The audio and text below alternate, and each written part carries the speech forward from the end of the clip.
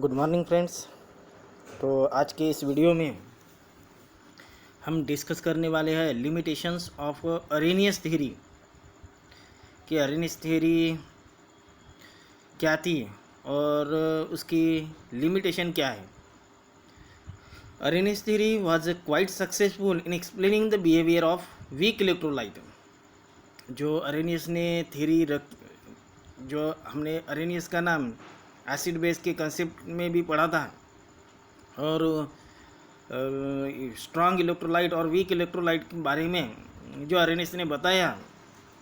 तो अरेनियस की जो थ्योरी है वो अप्लीकेबल होती है वीक इलेक्ट्रोलाइट के लिए।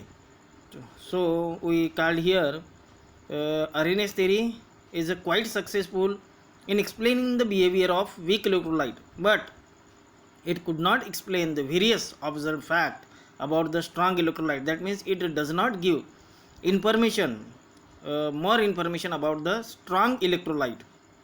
After that, here we are discussing the limitations of Arrhenius theory. The Ostwald dilution law based on Arrhenius theory failed completely when applied to the strong electrolyte. According to the Arrhenius theory, if the Ostwald dilution law is applied to a weak electrolyte, then satisfactory results are obtained. But when this Ostwald dilution law applied to the strong electrolyte, this theory fails to explain the behavior of strong electrolyte.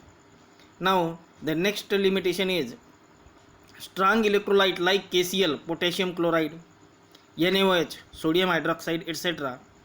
conduct electricity in molten state or fused state. When the NaCl or NaOH in fused state, these are the strong electrolyte. This means that their ionization must have taken place in the absence of water. This means that their ionization must have taken place in the absence of water. That means if we do not add the water in a KCl or NaOH, if they are present in a molten state, they show conductivity of electric current. That means there is no need of water. Arrhenius theory does not explain why the ionization takes place. Arrhenius theory does not explain why such a type of ionization takes place. This theory does not change by electrostatic force between oppositely charged ion. अगर हम strong electrolyte ले रहे हैं KCl NaOH, तो उसमें अगर हम उसका एक्वेस सॉल्यूशन ना बनाते हुए भी अगर वो दोनों स्ट्रॉन्ग इलेक्ट्रोलाइट मोल्टन स्टेट में रहते हैं तो कंडक्टिविटी शो करती है। तो अरेनियस की थ्योरी में ये बताया गया नहीं कि अगर strong electrolyte without preparing aqueous solution why they show the conductivity. The third limitation is that the agreement between the values of degree of dissociation obtained from conductivity measurement and osmotic pressure measurement, which was fairly good for univalent electrolyte. For example, KCl was not at all satisfactory for bivalent electrolyte. तो Arrhenius ने degree of dissociation के बारे में इस third point में explain किया है। Arrhenius theory could not explain the variation of transport number with concentration. It also does not explain the variation of transport number. What is mean by the transport number? It is the number of ion that carrying current. It is the number of ion के बजाय हम fraction of ion. It is the fraction of ion that carry current is known as a transport number. Arrhenius theory could not explain the variation of transport number. Why this transport number changes with concentration? The Arrhenius could not explain this behavior of the electrolyte. In order to explain the limitations of Arrhenius theory, that means to overcome the limitations of Arrhenius theory, Debye Huckel in 1955 proposed a new theory which again extended by Onsager on the basis of inter-ionic concept. In order to overcome the Arrhenius theory, Debye and Huckel in 1955 proposed a new theory, and later it was extended by the Onsager on the basis of inter-ionic concept. Debye-Huckel theory, a theory of behavior of strong electrolyte. That means in Arrhenius theory, he explained behavior of weak electrolyte.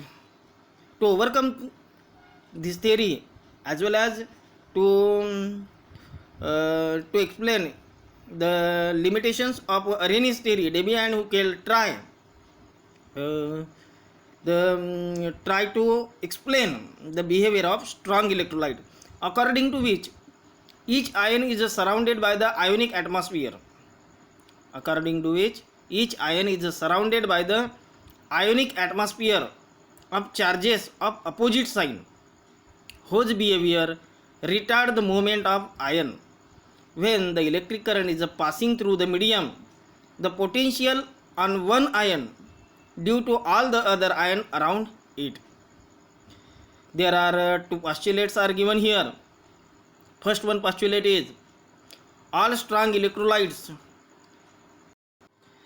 First postulate is that all strong electrolytes are completely ionized in all dilution. That means when the strong electrolyte is diluted, then the strong electrolyte is completely ionized. That is, the degree of ionization is 100%, and the fraction of lambda v divided by lambda infinity, that means equivalent conductivity of electrolyte to the at a finite dilution. That means lambda v means equivalent conductivity of electrolyte in a finite volume to the equivalent conductivity of electrolyte at infinite dilution. Lambda v means equivalent conductivity of electrolyte at a finite dilution, and lambda infinity is the equivalent conductivity of an electrolyte at infinite dilution.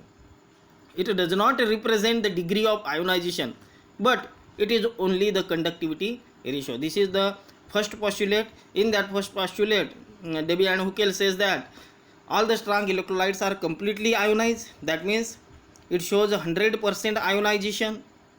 The fraction of lambda v and lambda infinity, lambda v to lambda infinity, does not represent the degree of ionization, but it is only the conductivity ratio.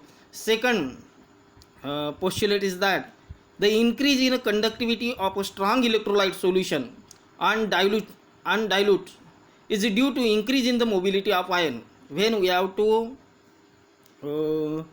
diluted the strong electrolyte, then due to the increase in the mobility of ion, the conductivity is also increases. Two ion present in a solution obeys the Coulomb's law. That means the from one electrolyte there are after dissociation it form two separate ion. These two ion present in a solution obeys Coulomb's law. F is directly proportional to Q1 and Q2 divided by R square. F is directly proportional to the product of charges and inversely proportional to the square of the distance between them. F is the attractive force or repulsive force.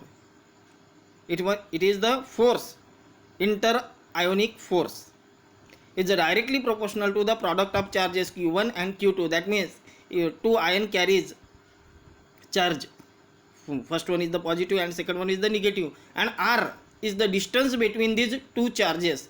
Therefore the Coulomb's law is applied to the ions. F is directly proportional to the Q1 into Q2, and F is inversely proportional to the square of the distance between them, where Q1 and Q2 are the charges on the ion and R is the distance between the two ions.